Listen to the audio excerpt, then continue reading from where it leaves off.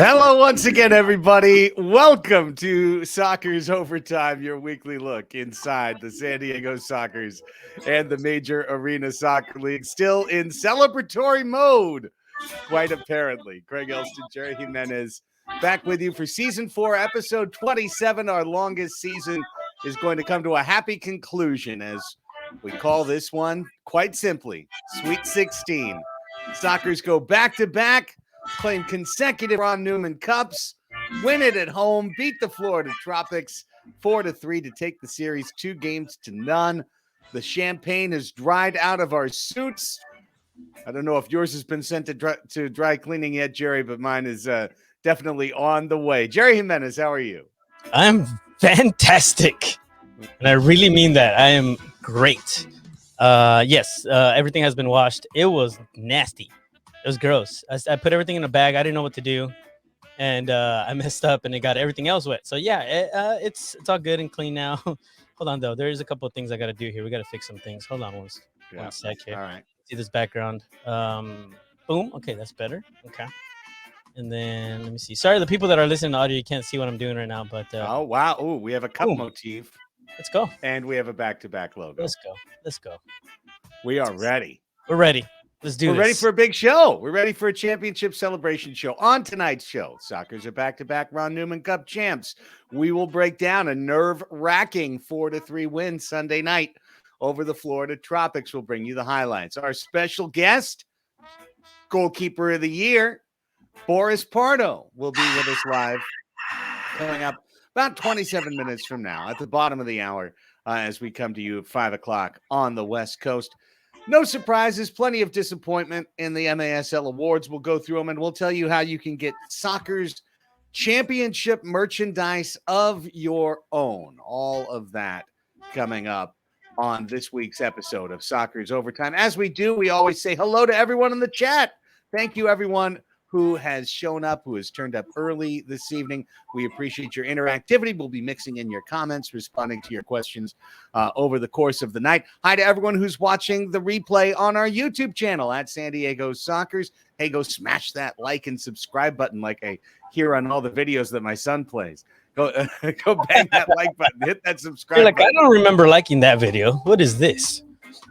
Help us out with that. Yeah, fix the algorithm so more people see our show.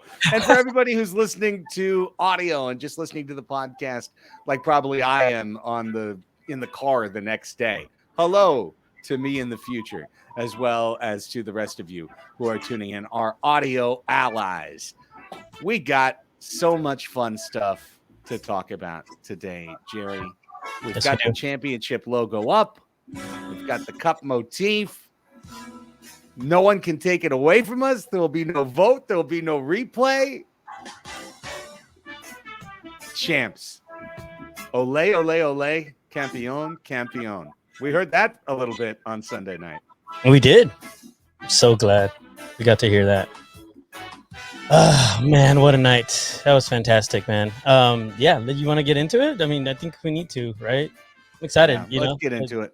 The faster we get into it, the quicker we have Boris coming in. I'm so excited to talk to him. That's a great point. So, when we just think about Sunday and leading into the game, right? You come back. Of course, last week, Wednesday, we were out at Three Punk Ales. Shout out to our sponsors, Three Punk Ales down in Chula Vista. Go to threepunkales.com. Check out all the latest beers they've got on tap. Figure out a way to get some South in your mouth later this week. I think there was a lot of optimism, Jerry, going through practice. You saw a team that was back at full strength for the most part. And then on Sunday, it was confirmed Leonardo de Oliveira back in the lineup for the San Diego Soccers. However, it was, as it turned out, 1 in, 1 out because Felipe Gonzalez took a hamstring tweak very early on Sunday and wound up not being able to make the call after being included in the original lineup. Yeah, that was a big bummer to see him come out that early. I did get to obviously walk around, and I was behind the net for quite a bit of the game, over to the, I guess it would be the south side of the arena. As you come in, it would be on the left-hand side, and on that side where the locker rooms are at. He was there the entire time, by the way. He was behind the net. I have pictures of him, and yeah, he was out there supporting and not getting in the way like we've seen some other teams do sometimes. They'll get into the net and try to, chirp things to the players and the team. But Felipe was not doing that. Felipe was there watching, and he was having his own conversations, and I could hear him, and I'm standing next to him, and he was loving it and hating it at the same time, right? I'm sure he wanted to be out there. So yeah, it was a bummer to see him go out that early, but he was definitely very much still there. So I want to make sure everybody knows that these guys were just so ready to go, and I'm sure that wasn't easy for him to have to be taken out early. What were your thoughts on the buzz, the Brujos tailgate, the feel and the vibe in the arena in the hour before kickoff? Because it definitely felt a lot different to me. Oh, absolutely. And also, wasn't this the biggest crowd we've had the entire season too? That definitely Absolutely. helped. We Yes. saw a lot of these waving in the air, a lot of the rally towels. And I mean, it was so energetic. It was just so powerful to see. And also, for those that are here live right now or are watching the replay, I'm about to put something on the screen. There you go. The banners that Brujos made. Mama said knock you out. Perfect for Mother's Day celebration. And I think it was such a cool touch as well. They brought a couple of new banners. They hung everything that they possibly could. They brought all the drums, and I mean, you could hear it. And the entire arena was it was buzzing, man. It was such a crazy atmosphere. Definitely, so far in my career with the Sockers, my short-lived career with the Sockers, this was the most loud I've ever heard any arena. It was crazy. Yeah, I agree with you. And I mean, it was another one of these nights where the crowd was so good that it actually took them a few minutes to get seated because a lot of people turned up to the gates at the same time. And you wound up seeing, I remember looking at kickoff and going, I don't see the Brujos. I know the Brujos Yeah. are here because we were out there with them. I know they're here. So they're on their way in. And it was about 7-8 minutes, I think, into the game that we finally kind of got everyone locked in. And from that point onward, just the intensity was incredible. I got to give so much credit to Justice Parman, to our video creator, our hype video creator, videographer. Yes. He really ramped it up with the finals hype video. He literally got the crowd to jump out of their chairs, and stand up to cheer at the end of that hype video when it said time to defend what is ours. It was, gave you chills. It was inspiring. It got the team fired up. It got the crowd fired up. So I really felt like everything leading up to the kickoff was just about as good as it could be. I think the spotlight turned on a little late on player intros. Other than that, everything was about as good as it could be for the Sockers and the Tropics. And game 2, grand final day, championship final day. Let's go ahead. Let's roll through the highlights. Let's figure out how this bad boy took place between the Sockers and the Tropics, because I tell you what, it took me 2 days to go back and rewatch the game, but I've rewatched it now from start to finish, and it's truly remarkable that the Sockers didn't run away and hide in this game. 106, we see Brandon Escoto scores on his first shift, first touch, makes it 1-0 San Diego. The Sockers buzzing, crowd buzzing, rally towels flying. And you love this goal because, first of all, it's the defender of the year, Chad Vandegriff, who gets megged. Secondly, it's right-footed Escoto tucking the ball in. The chronic lefty is going off foot, and in doing so, he completely wrong foots Rainer House, who's leaning the other way. Yeah, no, what a fantastic goal, and what a great way to start at this point. I mean, they were going in all cylinders. It was so early in the game, but it felt good. That goal just felt like golly. And then this opportunity for Rojo, which I don't know what happened there. I don't know if he just thought he had a little bit more time, but I mean, and I'm pretty sure we're going to mention this multiple times, but Rainer House, man, what a crazy goalkeeper. What a match for him too. Yeah. But hey, the Sockers keep it going. They do. I mean, as you mentioned, it could have been 4 or 5-0 in the first 6 minutes of this game because Rojo, makes maybe an ill-advised choice in the end where he took that extra touch instead of maybe going for a chip. But then here's Morgan, his first touch of the game, and he gets a 1v1. He turns his man. He beats him. It's Vandegriff again. It's 2-0 just like that. However, very important, a mojo moment missed for San Diego. because as Tavoy fell backwards while scoring, he collided with Charlie. And so he did not get the Tavoy Morgan dance. And as we know, Morgan goal plus Morgan dance, that's an automatic level up in the MASL video game. And without the dance, we did not get that level up. And as such, Pee Wee doesn't score this. Here's another 2v1. Sockers absolutely need to score. House makes the save, but in that case, Morgan's touch got a little bit too out in front of him, so he couldn't pick a corner. And right there, you could see those 3 chances plus the 2 goals. That's a possible 5-0 for San Diego in the opening minutes. And that's before we get to this. Cesar Cerda's ball ricocheting off the back of House and going almost over the goal line at Pechanga Arena. And of course, you see the yellow flag come out and the Sockers challenge, and it's a very reasonable challenge. It's a very understandable challenge. But the second I saw this replay, Jerry, and I saw that really we didn't have a great angle on TVX, I knew there's just no way that this replay is going to get overturned. Well, you know what, Craig? A couple of things. One, you called it in the broadcast. You said, I don't believe it. You were honest. You looked at the camera. Also, obviously, we didn't have the overhead camera view that the arena got to see. We didn't get that on the broadcast, but you got to see it in the arena. And you said, even off of that, I mean, it has to be 100% over the line. And it looks like it was 95, I think you said. There was still that 5% of the ball that wasn't quite past that line. And so you called it on the broadcast. You said, it is what it is. It's not, I don't believe it's going to be a goal. And actually, I think you said it after. You were kind of holding off for the whatever the officials decided. Also, in the chill cave, I got to go back and watch the game. They were saying how important the third goal for the Sockers was going to be. And I 100% agree. I think if this would have gone in, it would have made a big difference on that scoreline and a big difference in the way that the Sockers were playing. Unfortunately, that third goal didn't come before Florida first goal. And I think that kind of messed a bit with the way that the rest of the game went, right? Immediately after that, what happens? Florida scores. Yeah, and not only does Florida scores in a fashion that the Sockers generally don't allow, which is one pass taking 4 players out of the play, an unmarked man, Pereira's at the, inside the box, and Dieguez right there. 3 men around Dieguez, a man guarding Pereira's, and they're all eliminated with 1 pass from the wall centering. So definitely a play that you can literally see in the replay the Sockers ball watching. And that's how 2-0 becomes 2-1. And while I really do believe the replay made sense in terms of the challenge, like going ahead and challenging that play because it was the potential for a goal, I agree with what one of our great viewers, S Barber 55, says. Game changed after the review.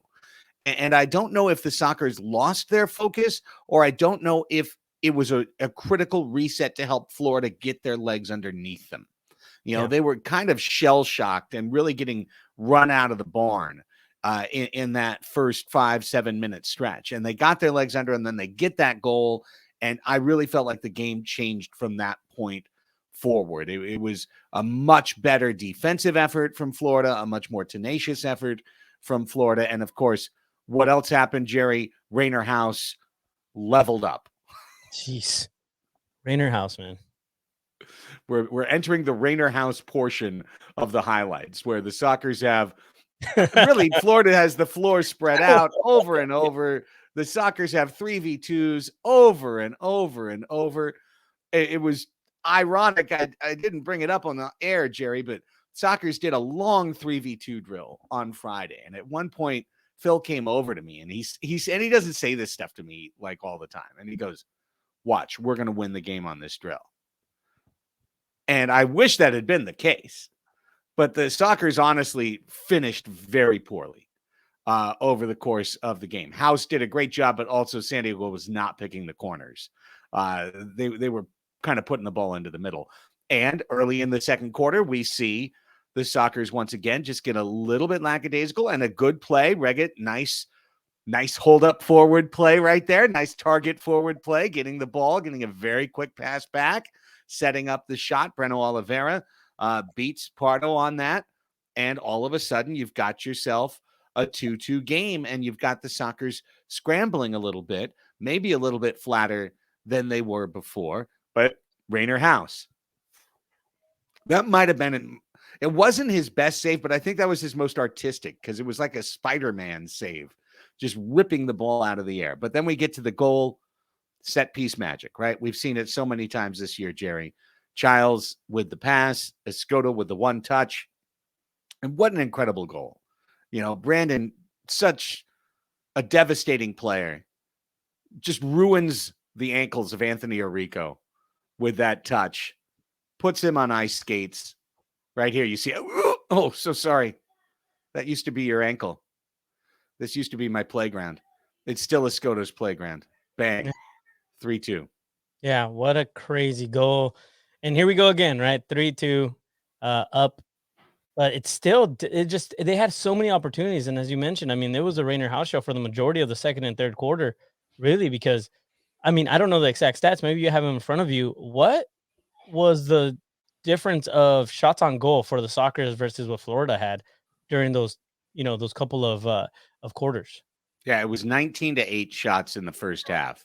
And Okay. House was given 14 saves. That, the one we just saw from Childs, was maybe his best because he had nothing behind the ball and he just got a left hand out to extend and block it. Of course, Sockers defense comes to play too. Mitchell Cardenas knocks a goal off a line. In any one-goal game, a play like that is just as important as a goal scored. So celebration to Mitchell Cardenas, who had, I think, 3 blocked shots that night.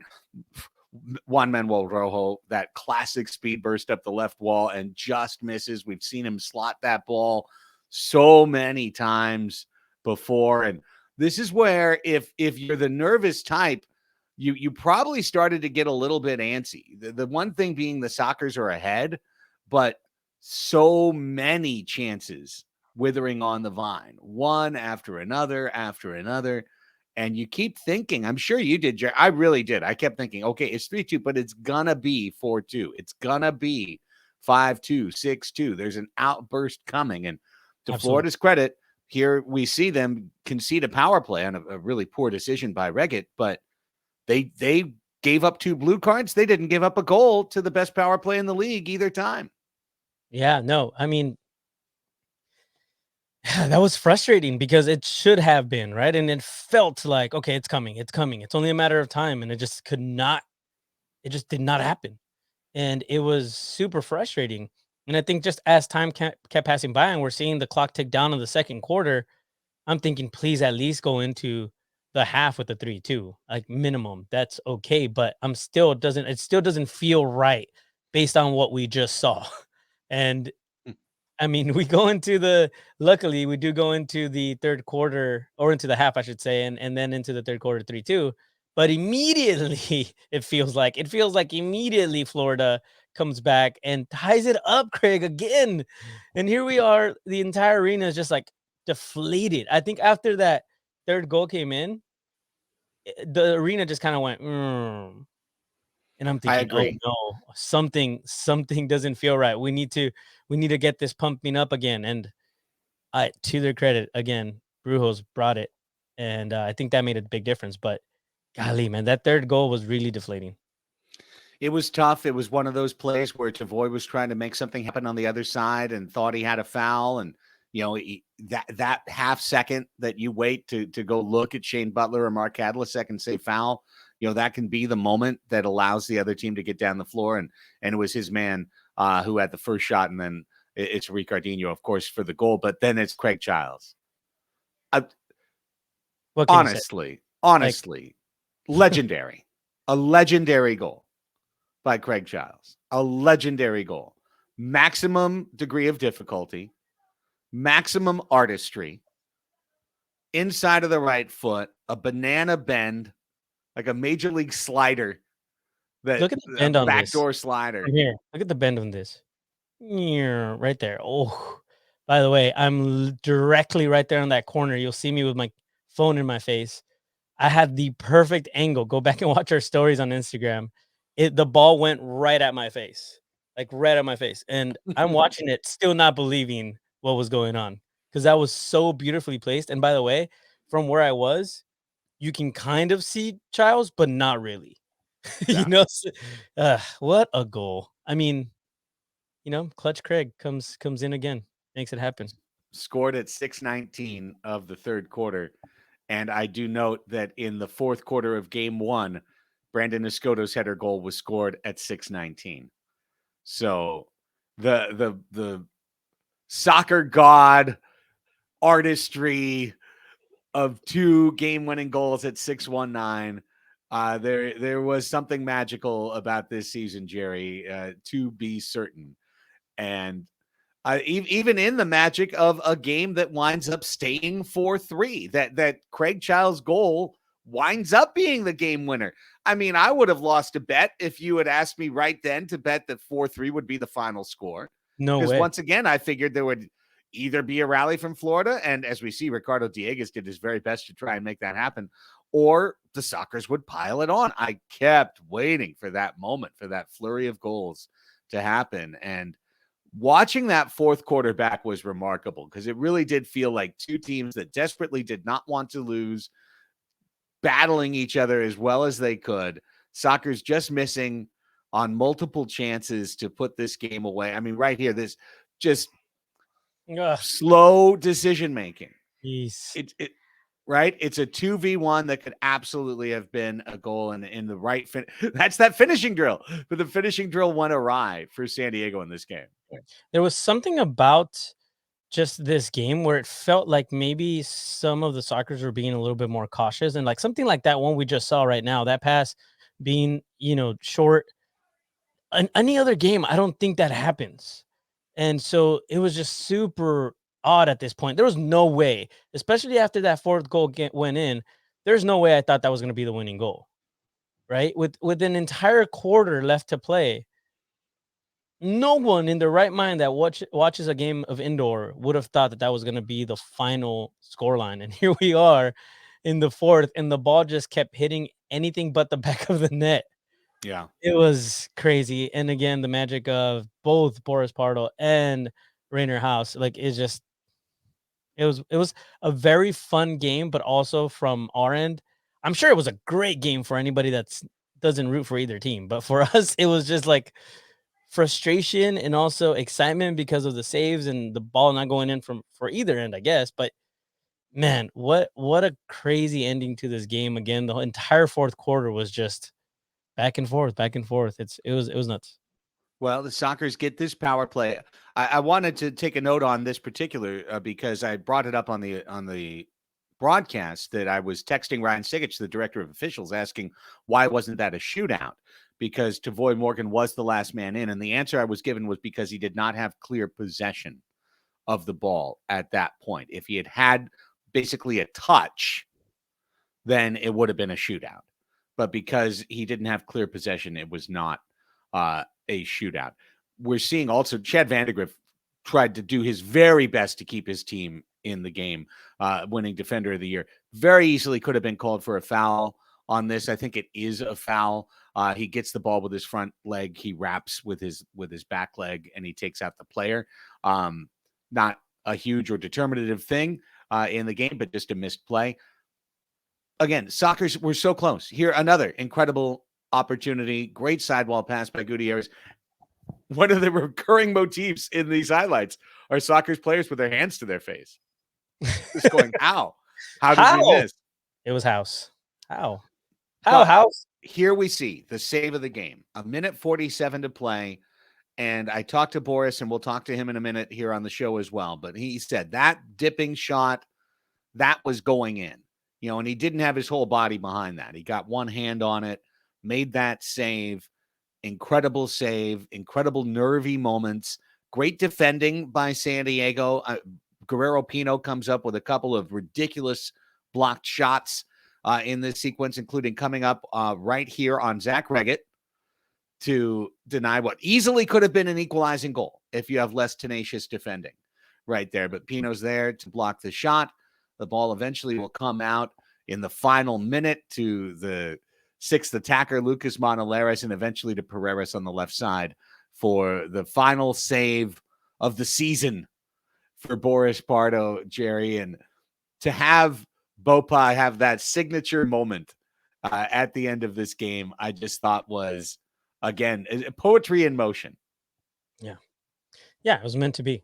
It's just everything that happened during this game, I feel like happened because it was meant to happen. Like even the low scoring game, like it was meant to be a fun game, and it could have gone either way. It could have been just a complete total domination, which we were kind of expecting. But I mean, we had already seen that in Florida. So I mean, I felt like these two teams are just a really good matchup.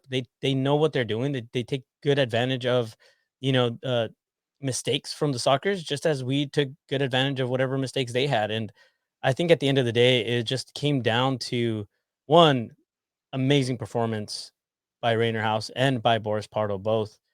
And then two, just plain bad luck for for either team.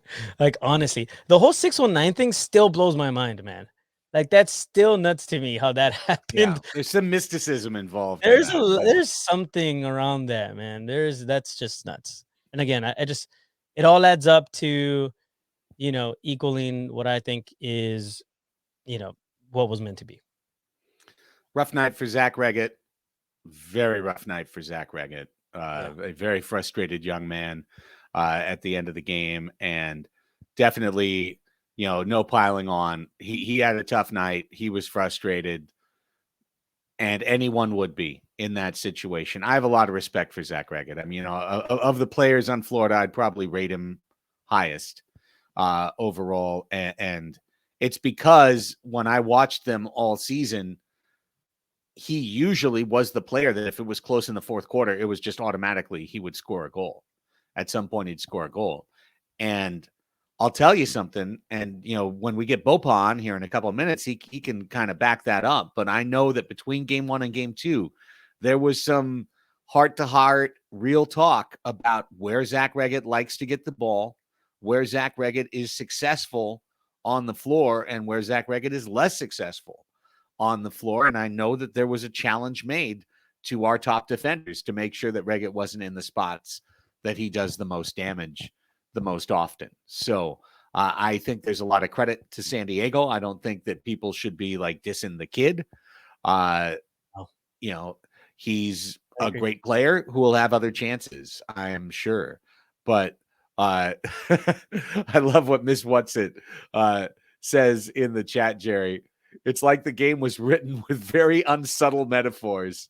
The novel, exactly. It's like, is this an HBO quality script? Are we sure about this? Is that a little bit too on the nose to have the captain score at 619 to score the game winner? Is that just a little bit too dramatic? That's not realistic, right? Craig Childs wouldn't score at 619 to give the Sockers their championship. Yes, he could. Yes, he absolutely could. Unbelievable. And again, that crowd, man. The energy of that crowd, and we talk about Los Brujos, and they deserve it, but also every single one of the 3,100 plus in attendance. Everyone was standing. The rally towels were crazy. The energy was insane. And you have to believe that in a 4-3 game, that's what put the Sockers over the top. Yeah, and you know what? There was many valuable players in this game, and inside of the game itself and outside. And I want to give a quick shout out before I forget the cleaning crew at the arena. Thank you so much, because that was a lot of confetti, man. I came home, it was everywhere, everywhere. I'm pretty sure a few of you also that are listening here took some home with you unexpectedly. Maybe you took some in your pocket thinking, I'm going to take some of this. And then later on found some, in your pockets, that in other pockets, in your hair. And yeah, so it was a great time, great game. And I'm going to rewatch it over and over and over because it was just such a good match.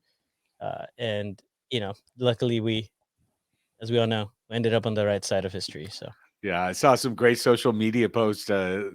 Sockers fans at the airport the next morning with finding confetti in their bag, finding confetti in their jacket, like shaking it out on the tarmac. Some incredible stuff.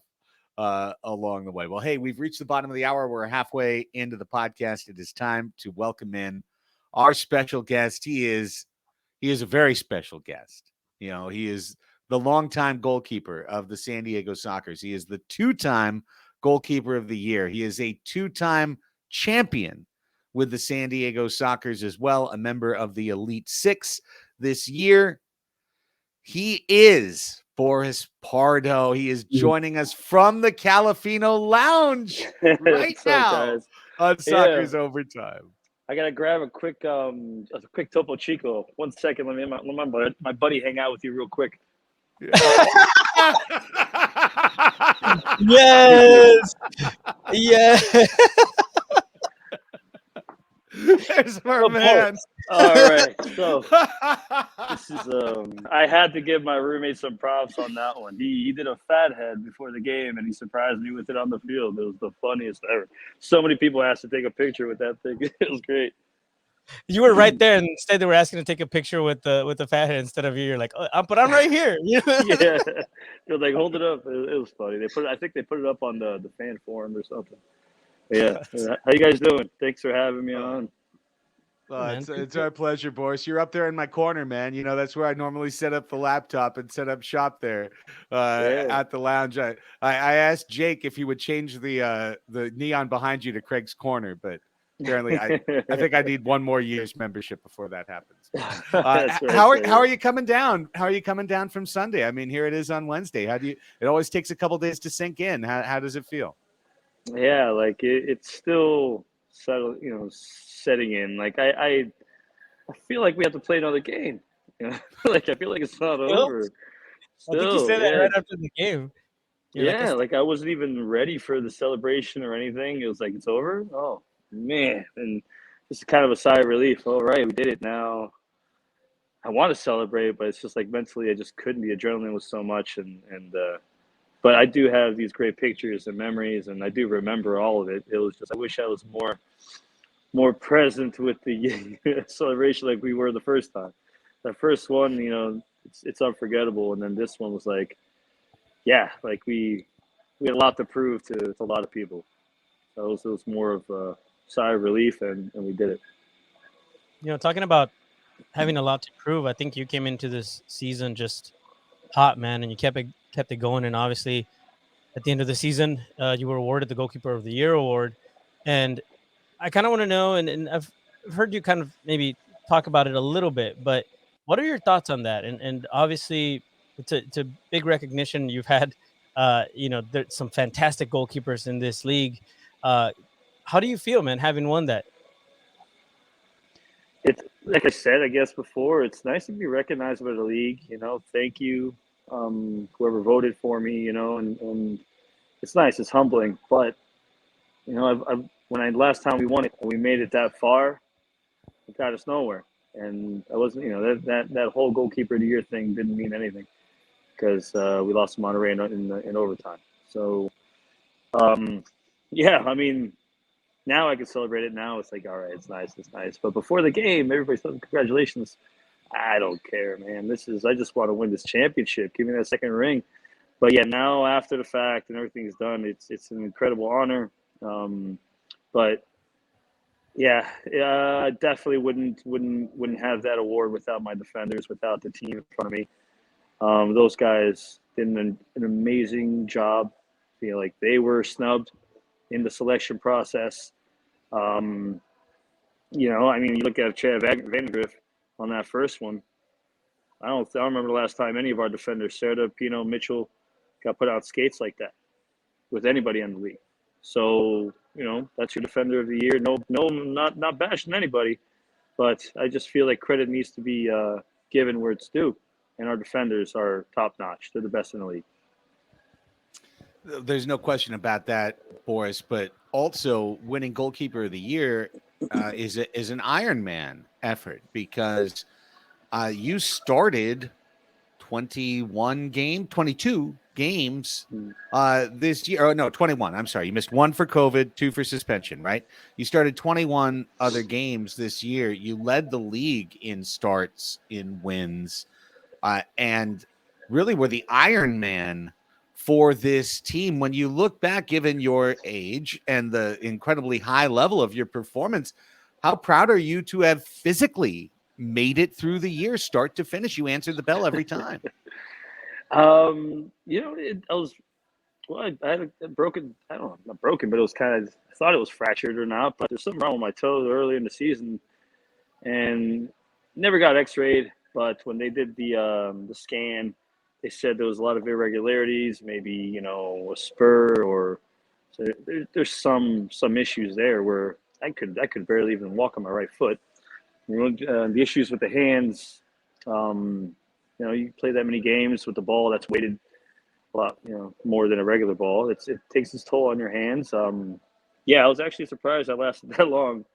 But I mean, yeah, 38. I mean, just had my birthday. It's crazy. I don't even feel 38. I feel great. So it's nice to feel that way. But yeah, I felt good. I felt great throughout the season. Had good preparation in preseason. And in the summer, playing a lot, playing on the field, running around, hopping in goal with a lot of the old soccer veterans. The Califino team that they call it. Those guys, they all know how to play, and they're my age and up, so they still teach us a lot. So it was great to be in goal with them. But yeah, there's a lot of preparation on that, but it was fun. It was fun to last that long without any injuries, and hopefully moving forward we can keep that going. Obviously the last time that I had talked to you before the Monday game in Florida, I think everybody in the team was really, the mentality is we have to win in Florida just to give us that comfort coming into home, because there's no way they're going to beat us at home.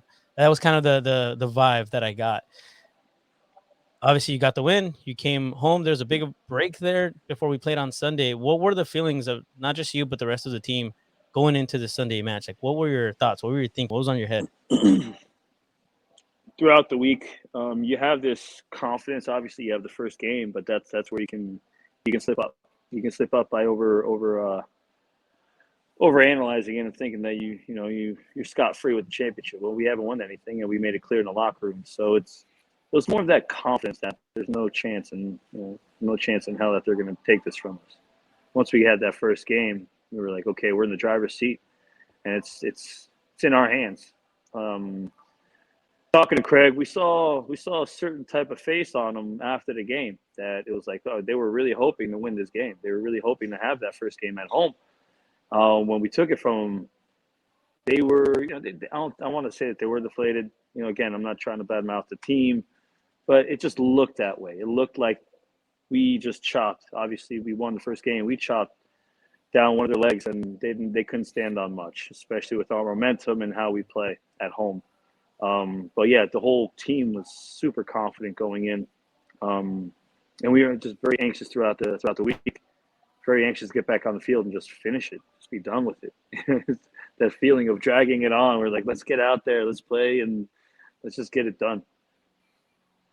Boris, I think one of the I'll probably rant on this more when we get to the MASL awards segment, but one of the things that people who watch indoor soccer, I think, have a hard time understanding until you watch a long time. And I throw myself in this as well, okay? I've now watched a long time indoor soccer. I think what people don't understand is defense.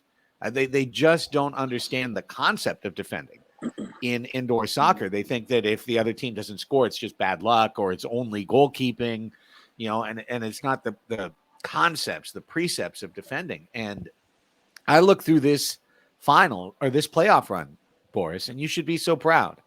First round, 2 goals, 3 goals. Second round, 1 small field game, 2 goals, 1 goal.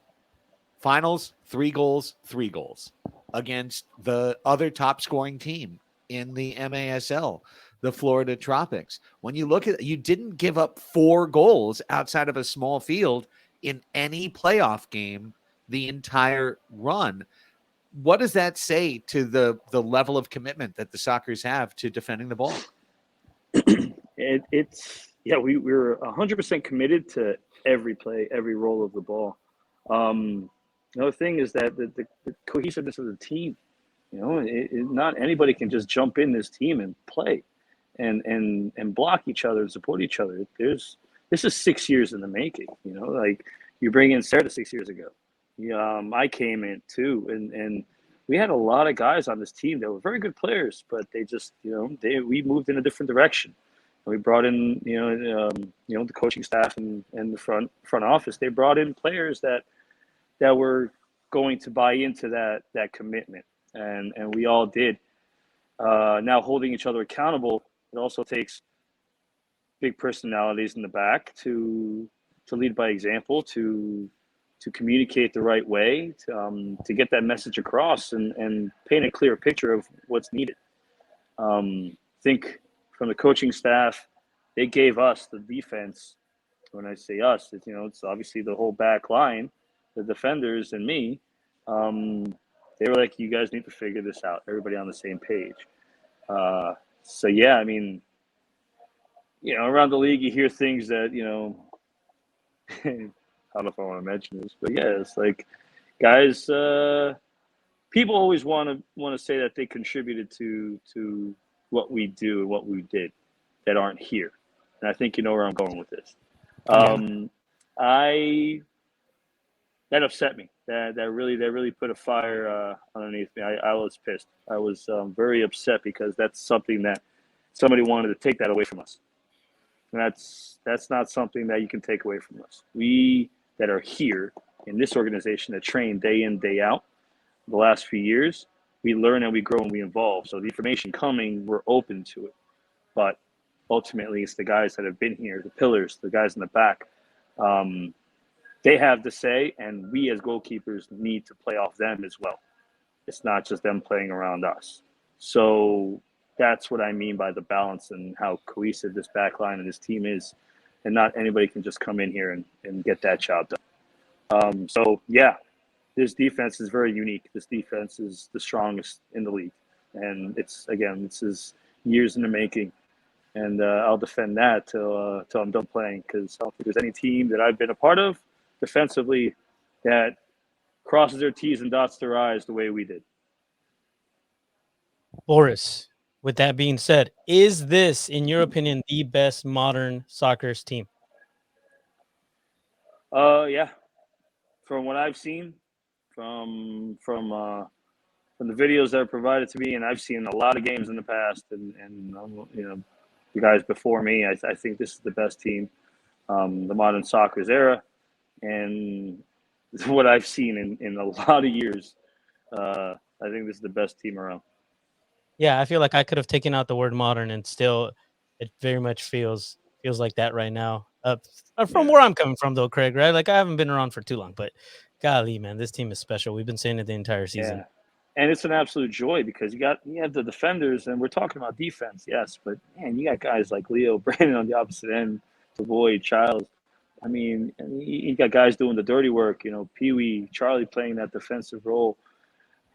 I mean, guys that bought into it. Charlie bought into the system, and he defended, and he made that effort, and he worked his tail off. So, he just came into this team and he hit the ground running, and I was absolutely impressed, and I always loved the way he played. Hated playing against them, so super happy that he's on our side. But yeah, like Leo, Charlie, those are our go-to guys in case we were ever in trouble. Give them the ball; they'll find their way out. They'll help you solve that puzzle. It's amazing. How about the roster composition as well, Boris? Because there's been years before, and in fact, the big boss man, Phil, Cheeky, they were there yesterday. I was in the Calafino office talking to them, and Phil said something like this isn't the most talented soccer's team, it's the best soccer's team. Like, put it in capital letters, TEAM team. And I have to agree with him, because in the past, the soccer's 15th guy might be an MASL all-star type, might be a free agent acquisition. And this year you had rookies like Sean Callahan, like Xavier Snare-Williams, like Alan Chiquis Garcia, who are coming in, Dallin Cutler while he was here, that just come in to contribute, and they're not there to go, well, I need my 35 points and I need to get my all league votes or whatever. It's, hey, I'm here to contribute. And I really thought that was important, is having guys in those like 12 to 15 slots on the roster that were happy to be there doing those jobs the right way. Yeah. You have, Xavier being that positive person, the one helping out Paul, doing the rookie duties. Sean Callahan, he doing the same thing, and they came in, they worked hard, and they impressed. They pushed us. There are days where Xavier beat me out plenty of times in the 5-on-5 scrimmage. He's coming up with huge saves. Granted, we're both playing on the small goals, but Xavier's a big boy. He's huge, so he's covering a lot of that goal too.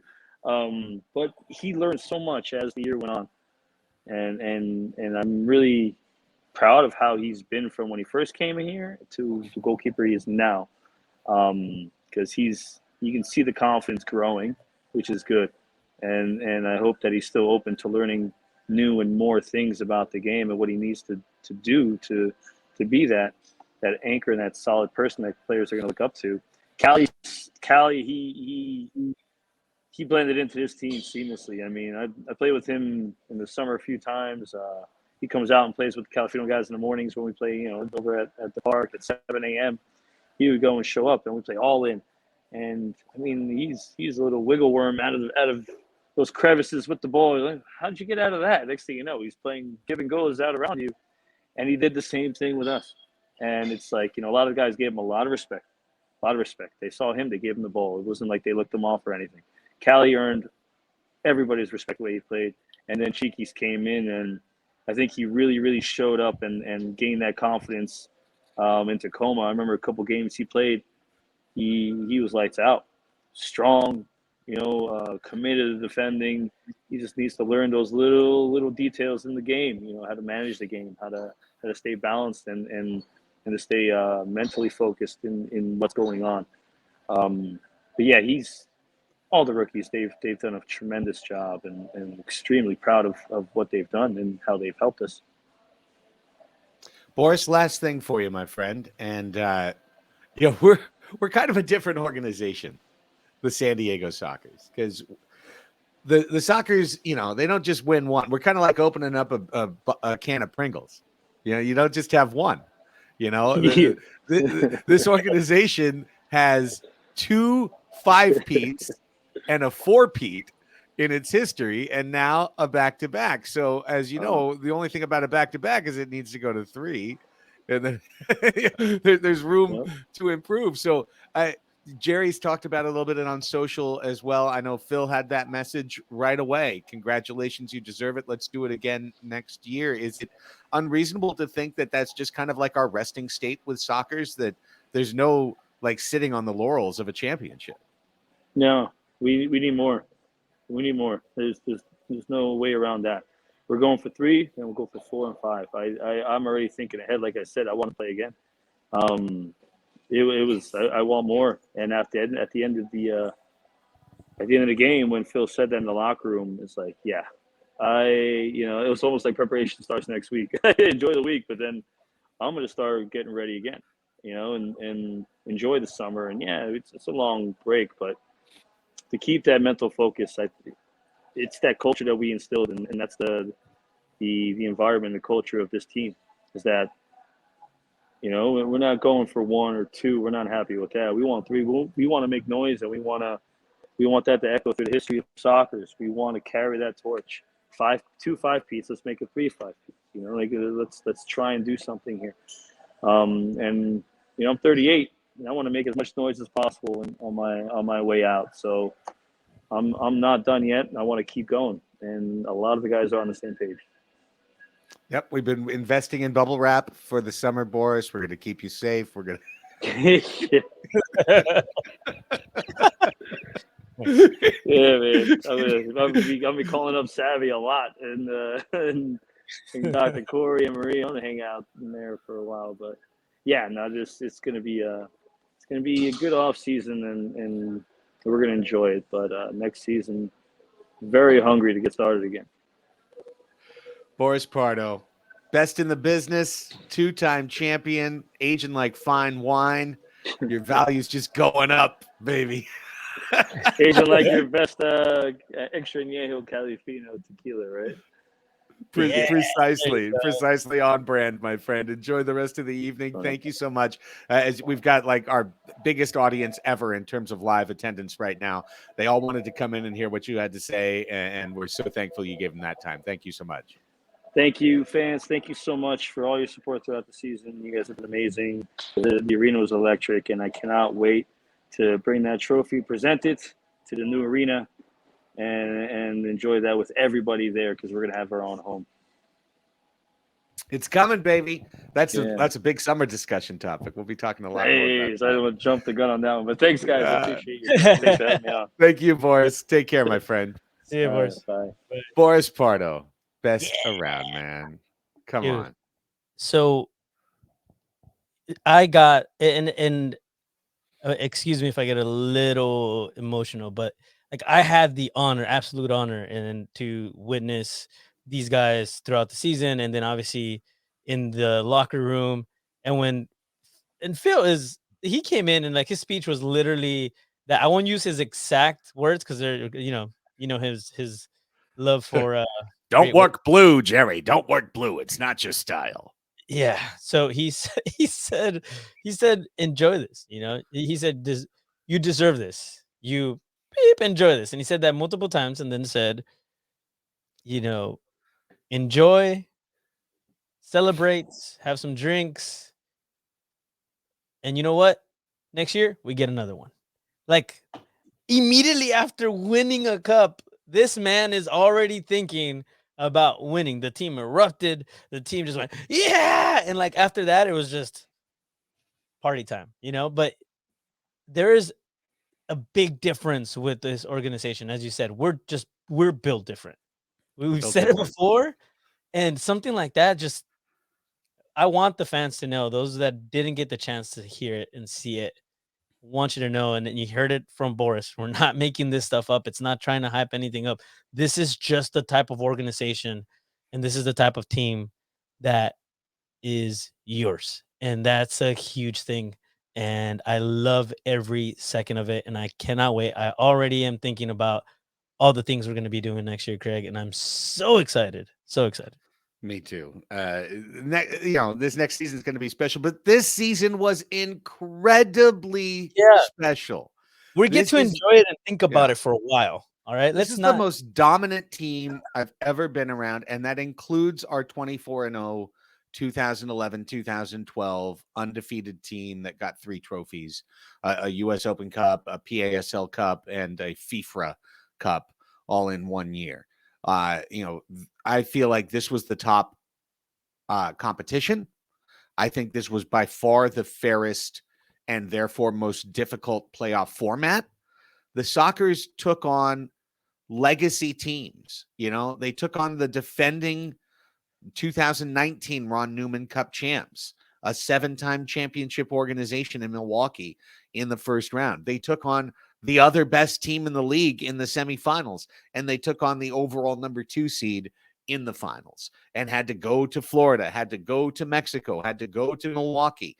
There was absolutely nothing in terms of a smoothed path for the San Diego Sockers this year. I think you could make a really fair argument. They actually played the hardest teams in the playoffs in addition to everything else. So it's the team that had the toughest schedule and didn't lose. I mean, the last time the Sockers lost a regulation game was game 9 of the regular season of 2020-21.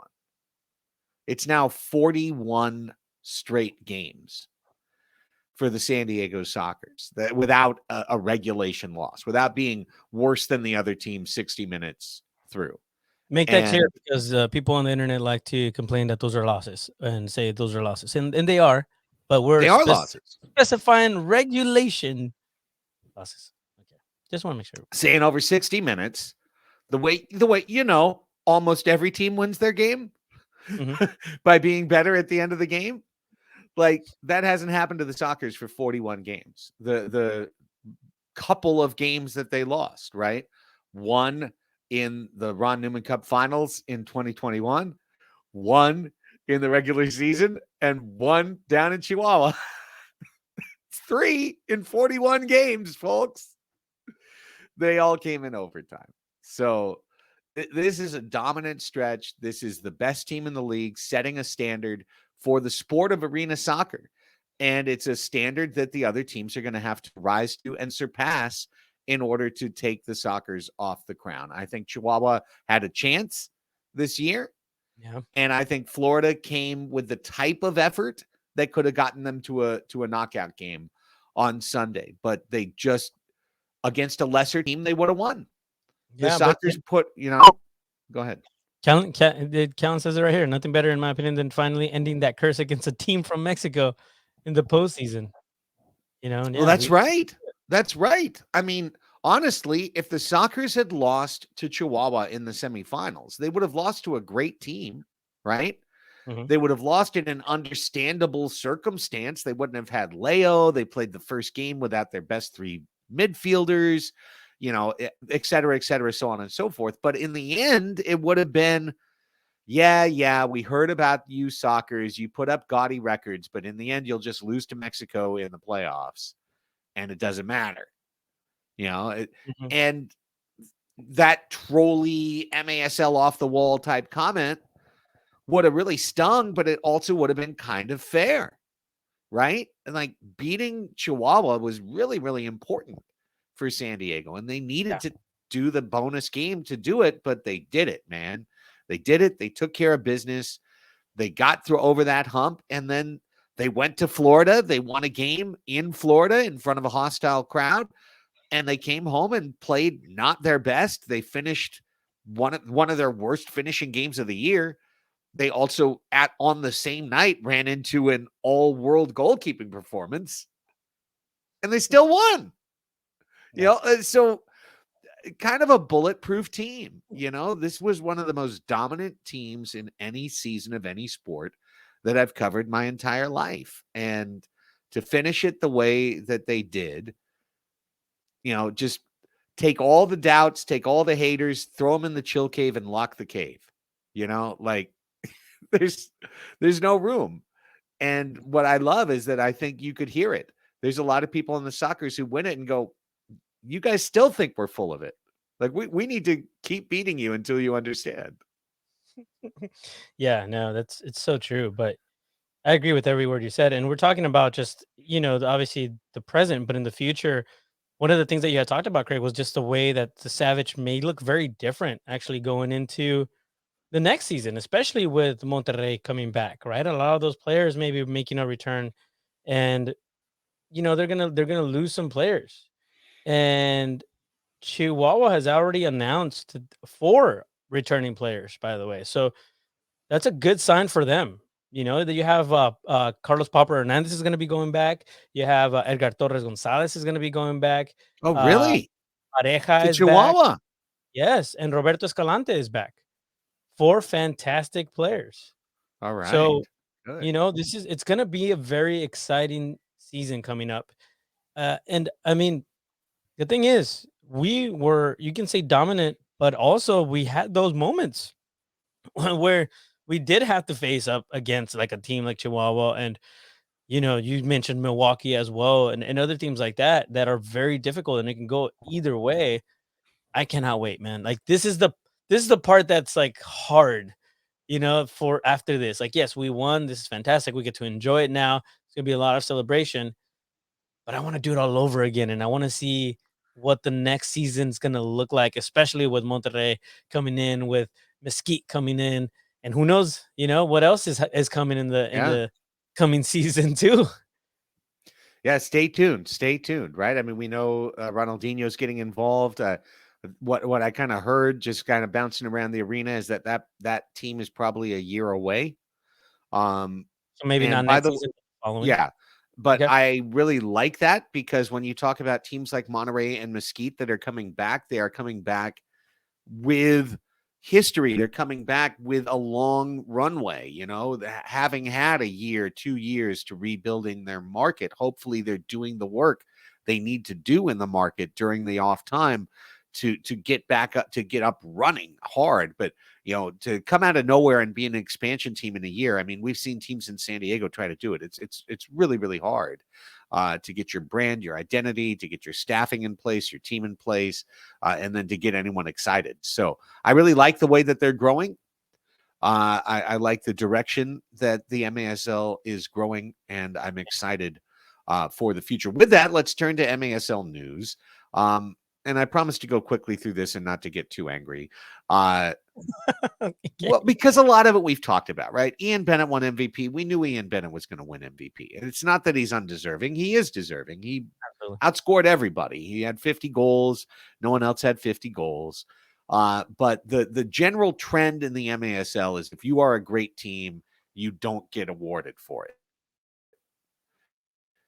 If you're a mediocre team, you get awarded these type of honors because your numbers stand out, I guess, more with so much averageness around you. But the Sockers get penalized for being good, and their players get penalized for being good.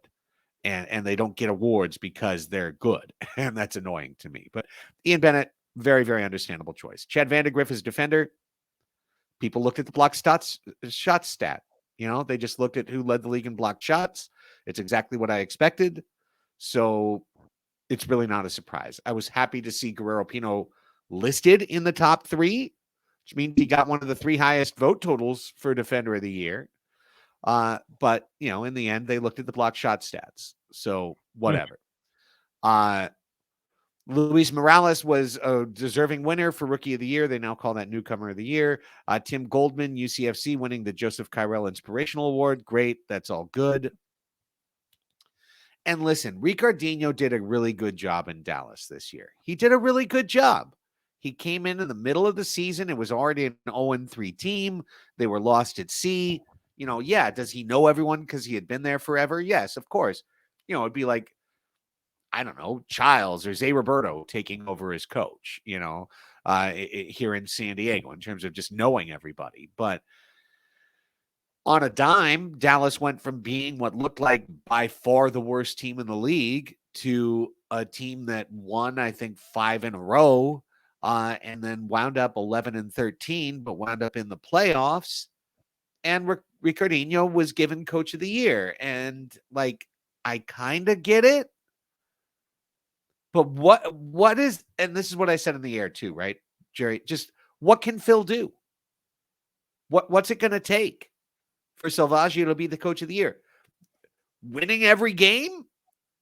Because he basically did. Yeah. 29-0-2. So did he actually have to lose more games to be considered a better coach? Or is it just impossible for Phil Salvaggio to win Coach of the Year? Because based on this, I feel like it's essentially impossible for him to win Coach of the Year. This is the one that really bothers me. And it bothers me for one very specific reason. And I think that, again, nothing to take away from Ricardinho. He absolutely does deserve a recognition for what he did with Dallas. However, all of the awards are based off of, from what you just mentioned and what I've noticed, stats. Right? Numbers. They're looking at numbers. Why isn't that the case for Coach of the Year as well? Because if you're looking at numbers, Phil was the clear winner in this one. So I just don't, that's the part that bothers me. It's like, okay, so we're going to be, I'm going to vote for all of these different accomplishments based off of the stats because that's going to be probably the easiest for most people. But then for Coach of the Year, you're not? That just didn't make sense to me. By the way, shout out to Tim Goldman, who I got to meet. Fantastic human being and absolutely deserves the Joseph Kyrell Award. I had just met him, and it was almost like I talked to him, ran into him again a second time after meeting him, and it was almost like he had known me forever. It's like he's just that kind of a person. So I wanted to make sure that I said that. But yeah, I mean, with Phil, like and I tweeted it out, like my Coach of the Year is Phil. And I think for all of us, I think obviously the Coach of the Year is Phil. what is it going to take, MASL? Please tell us, because I don't know. There has to be certain standards set, I think, for that sort of voting. And again, at the end of the day, I think it fired up the guys, because they all It said, did. "Ooh, now we're gonna definitely got to win this for Phil," And there's a little added, a little added oomph for the guys playing the final. So, hey, thanks for that, I guess. Hey, don't erase Chihuahua either. Luis Jaime Borrego would have been my Oh, second choice for yes, coach of the year. So, yes. I mean, and again, it's not a diss of Ricardinho. It's just that's how I would have played it out. Is I would have voted Phil 1, Borrego 2, Ricardinho 3. Because to me, taking something from bad to average, that's like third place. Great job. Taking something from winless to a goal away from making the final, that's incredible. And that sounds like the coach of the year to me. And the only thing that could be better than that is going virtually undefeated, playing the hardest schedule and winning the championship. Yeah. Like that's coach of the year. Agreed. But here's a great point just to wrap it up from S. Barber. Does Phil even care? Is the question that is asked, or is the cup and the shield enough to show his value? Yes, the cup and the shield is enough to show his value. No, Phil doesn't care, at least outwardly. But do you think he cares a little? Of course, he's got to. He's got to. He still asks me what his career record is at times. Like everyone's got ego. Everyone wants to know what their winning percentage is. Everyone wants to know that they do a good job. And Phil should now have won his third Coach of the Year award of his career. He didn't. And you heard me say it on the field, looking at the commissioner. He got robbed on this. Now, I would just personally like to see the league. This is the only thing I really want to say about this. And for Toy Runner, oh, man, I don't have my book right next to me. He's won 198 games. I think he's 198-42 lifetime on the Soccer's bench regular season. Wow. Yeah. And 32-12 in the playoffs. So, he's won 6 championships. He's 130-30 in the MASL, I believe. And next year, game 2, probably he'll win his 200th MASL game, or a 200th overall coaching win game. And that's absolutely incredible. So, hey, the numbers do speak for themselves. Coach of the decade. We could hope for that, Marlisha. Maybe they'll come up with an award. I mean, we got the MASL Shield. Maybe they'll announce later that there's the Win Master Award, and Phil got the Win Master. Oh yeah, friendly reminder to everybody. This season was epic for the Soccer's organization as a whole. Like, how epic, you say? Oh, did you forget? Not only did we win our 16th, but Soccer's 2 won their second, and we got the shield, which is not on here. But it's kind of represented in John's design. Like, it's kind of like that is the shield. Yeah, exactly. That's why I love it so much. It's like 2-in-1, 2-in-1. There you go. I love it so much. And let's not forget what a fantastic season this was. And I say that to say this. Craig and I are going to be working very, very hard. Now that this off season, that we're in the off season, I guess we're never in off season. I saw a comment earlier. I think, is this podcast going to keep going, or is it going to take a break? No, we're going to keep it going as long as we can, but maybe not necessarily Soccer's overtime, when we might have some time when there's breaks, because there's not enough for us to talk about. However, there's a lot that's going to be in the works. We will absolutely be seeing a lot of content coming out. We're going to be reminding you and the world that we are the 16-time champions, the San Diego Sockers, for a while. There's so much content coming, guys. So stay tuned. I'm so excited that I get now some time to work on some video stuff for all of y'all. So there's going to be a lot of stuff coming. A lot, I promise. All right, let's wrap up the show just with this. I had a couple other things, but I'm going to shunt them to next week because they fit in the bin of MASL review, MASL season wrap up. So just want to note that we have right now available on our website Soccer's pre-order championship merchandise. available for you to pick up. A t-shirt, a long sleeve shirt, and a hoodie. And you can order a $99 bundle to get everything, and it says same size. So, in other words, get all 3 large, all 3 medium, however you want to play it, for $99. Or you can, if you'd like, individually order any one of those 3 items. However, you save if you order all 3 of them together. Craig, are you telling me I can get a hoodie for $99 and get a shirt and a long sleeve for free? That is correct. With some That's other the deal. places, with some other places, you'd get a blank hoodie for $199 and nothing else for free. Oh, But, $199.99. what $99.99? But No no, price. here didn't mean to throw that shade like that, but I did. But yes, we are here to help our fans. We're not trying to gouge our fans. Okay, we are here to just try and help you all out. Get you so you can brag, right? So you can show off. You can flex your championship support over the course of the summer. You can wear that out to a Padres game. There you go. You can see mine right there. That's what the players got. Can't order that one, but you can get the Sockers championship t-shirt. You can pick that up, or hoodie or long sleeve shirt. Link is in our bio at Instagram. Just go to the soccer shop at sdsoccers.com. Click on the shop logo, shop icon, and get to shopping. Get your stuff. Pre-orders are being taken for the next week or two, and then we will get all of those orders out. And of course, once they do, I'm sure Jerry and I will be wearing them on a future edition of Soccer's Overtime. Also, and this will be the last thing. Let's just kind of set that stage of expectation for what is to come. Here is how we see things laying out. Next Tuesday. Will it be Tuesday, Jerry? Next Tuesday. It's not Mother's Day again on Tuesdays. Let me double check. Next Tuesday. The 17th. There's no holidays? Nope. We're good. We're back to Tuesdays, everybody. Okay.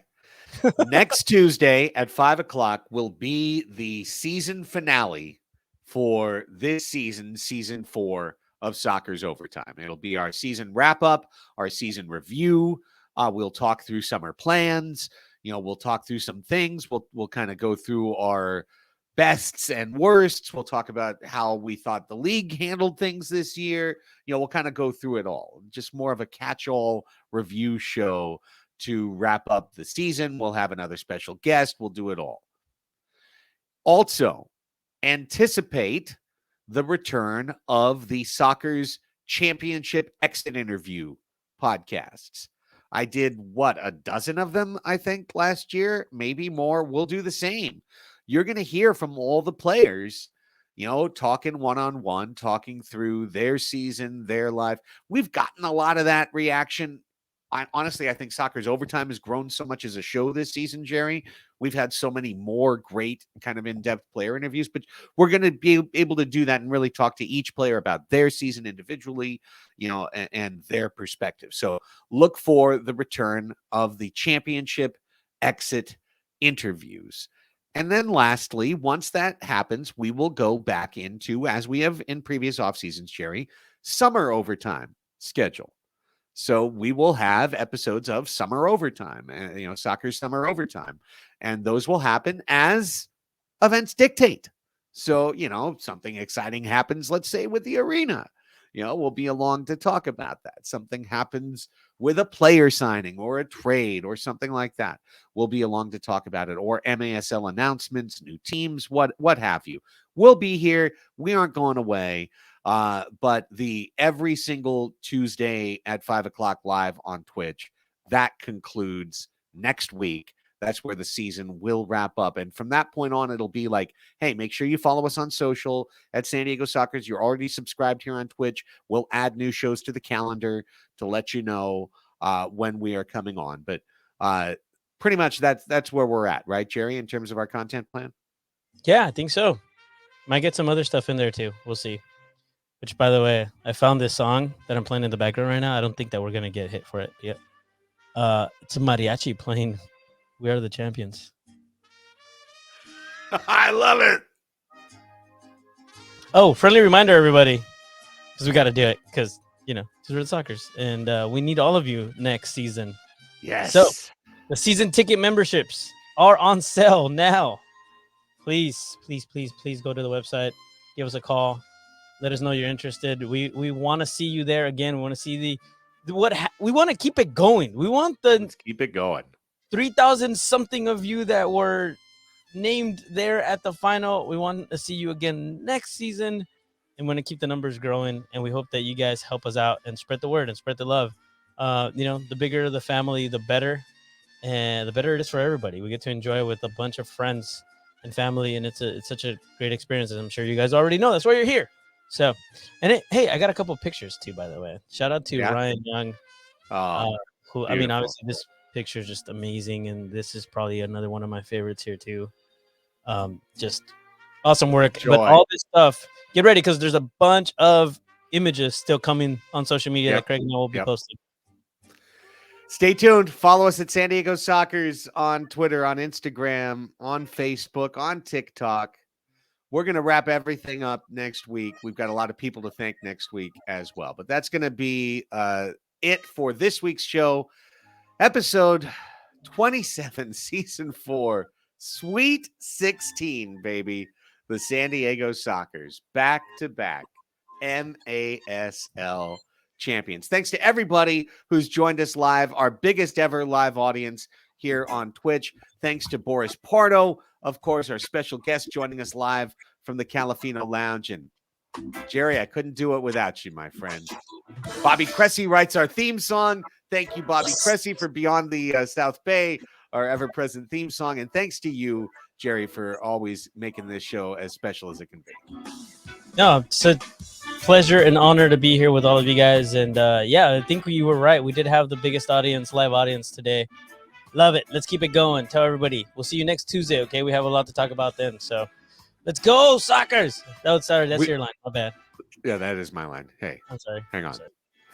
For Jerry Jimenez and Boris Pardo, I'm Craig Helston. We'll talk to you next Tuesday with our season wrap-up show. Until then, thank you so much for listening. Hey, guess what?